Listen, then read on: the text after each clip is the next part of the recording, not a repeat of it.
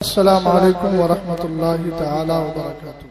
محترم حضرات، یہ بریلی شریف کے عرس پاک کی خصوصیت ہے کہ حضور قائد ملت کے حکم سے علماء اکرام کو عناوین بھی دیے جاتے ہیں اور حضرت کا پیغام بھی پڑھ کر سنایا جاتا ہے۔ میں کسی تقریر کے لیے نہیں آیا ہوں، بس حضرت کا پیغام پڑھ کر کے آپ کے گوش گزار کر مرکز اہل سنت کا پیغام قوم مسلم کے نام باسمہ تعالی و تقدس۔ برادران اہل سنت، السلام علیکم ورحمۃ اللہ تعالی وبرکاتہ۔ وعلیکم السلام۔ اللہ تعالیٰ کا بے حد شکر و احسان کہ اس نے ہم کو مذہب اہل سنت مسلک اعلیٰ حضرت کا پیروکار و وفادار بنایا۔ بلا شبہ یہی وہ مذہب مہذب ہے کہ جس کے ماننے والوں کو بفضلہ تعالیٰ بروز قیامت چہروں کی تابناکی حضور صلی اللہ تعالیٰ علیہ وسلم کی شفاعت عظمیٰ اور جنتی عیش و آرام حاصل ہوگا، بس شرط اتنی ہے کہ ایمان و عقیدے کی حفاظت کی جائے اور اس کو رفض و نسب و خروج اور کفر و شرک کی آلودگی سے پاک رکھا جائے اور نیک اعمال کا خاص خیال رکھا جائے۔ اسی مقصد کے پیش نظر مرکز اہل سنت آپ حضرات کو مندرجہ ذیل ہدایات کرتا ہے اور مضبوطی کے ساتھ عمل پیرا ہونے کی تلقین کرتا ہے۔ نمبر 1، اپنے بچوں اور بچیوں میں بچپن ہی سے دینی ماحول جیسے نماز روزی کی ادائیگی، اوراد و وظائف کا التزام، تلاوت قرآن اور دینی کتب کے پڑھنے کا ذوق پیدا کریں اور ان کو کفر و گمراہی اور حلال و حرام کے مسائل سے واقف کرائیں تاکہ وہ صحیح اور غلط کے مابین فرق کر سکے، اور بچیوں پر خاص نگاہ رکھیں کہ وہ عصری تعلیم کے نام پر فتنہ ارتداد کا شکار بنائی جا رہی ہیں اور پھر کفر و الحاد کے دلدل میں پھنس کر ہر طرح سے برباد ہو رہی ہیں، العیاذ باللہ۔ حالات و واقعات اور معاشرے میں رونما ہونے والے فسادات نے یہ بتا دیا ہے کہ بچیوں کے فتنہ ارتداد میں مبتلا ہونے کی 3 بنیادی وجہ معلوم ہوتی ہیں جن کا سد باب بہت ضروری ہے۔ پہلا پوائنٹ، سوشل میڈیا کا کثرت کے ساتھ استعمال۔ دوسرا، لڑکے اور لڑکیوں کی مخلوط تعلیم۔ تیسری، شادی بیاہ میں بیجا اخراجات و مطالبات۔ لہذا سوشل میڈیا کے ضرر رسا استعمال سے بچے اور بچیوں کو دور و نفور رکھا جائے، ساتھ ہی ان کو پاکیزہ اور صاف ستھری تعلیم دی جائے، نیز شادی بیاہ میں غیر ضروری اور ناجائز اخراجات سے مکمل گریز کیا جائے۔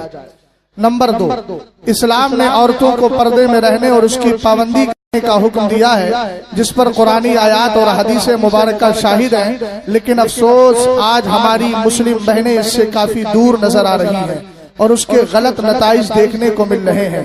یقیناً ان گھروں میں برکت کے بجائے لعنت ہوتی ہے جن گھروں کی عورتیں بے پردہ گھومے پھریں۔ لہذا مسلمان ہونے کا تقاضا ہے کہ اپنے گھر کی عورتوں میں اسلامی پردے کا ماحول قائم کریں اور ان کو ہرگز بے پردہ نہ نکلنے دیں۔ نمبر 3، باطنی پاکیزگی اور روحانیت کو زندہ رکھنے کے لیے رزق کا حلال و طیب ہونا بہت ضروری ہے۔ چنانچہ حدیث پاک میں ہے کہ اللہ پاک ہے اور پاک چیز کو ہی پسند کرتا ہے، اس لیے ضروری ہے کہ رزق حلال ہی کمائیں اور اولاد کو وہی کھلائیں تاکہ ان کا باطن پاک و صاف رہے۔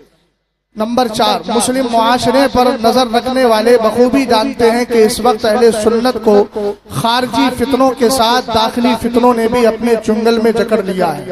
اس پر خاص طور سے توجہ دیجیے گا، جس کے سبب ہماری نئی نسل کا ایک بھاری طبقہ ہمارے ہاتھوں سے نکلتا جا رہا ہے، چونکہ اس کے ذہن و فکر کو تاریخ و سیر کے ان غیر معتبر و شاذ واقعات سنا کر بگاڑا جا رہا ہے جو آیات قرآنیہ، حدیث مبارکہ اور اجماع امت کے خلاف ہے۔ میں سب کی خاص طور سے اس پوائنٹ پر توجہ چاہوں گا، ان داخلی فتنوں میں برسر فہرست رافضیت بنام مولائیت ہے جو ہر طرح سے اہل سنت کو نقصان پہنچانے کے درپے ہے۔ بر وقت اس سے بچنے کا طریقہ موجودہ جلسوں کا سدھار کرنا ہے، اس پر خاص توجہ فرمائیں۔ میں مشائخ کی بھی چاہوں گا، علماء کی بھی چاہوں گا۔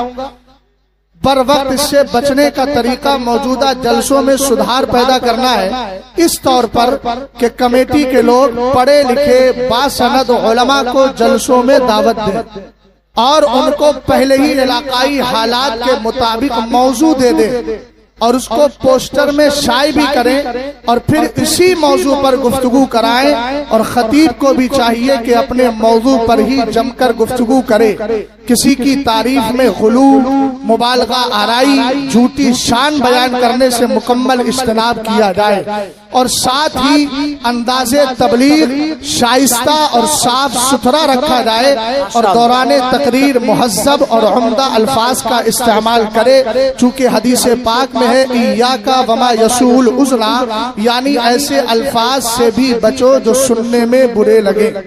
اللہ تعالی ہم سب کو شریعت مطہرہ پر قائم و دائم رکھے اور اسی پر موت نصیب فرمائے، آمین بجاہ سید المرسلین فقیر محمد اسجد رضا خان قادری، مرکز اہل سنت بریلی شریف۔ السلام علیکم۔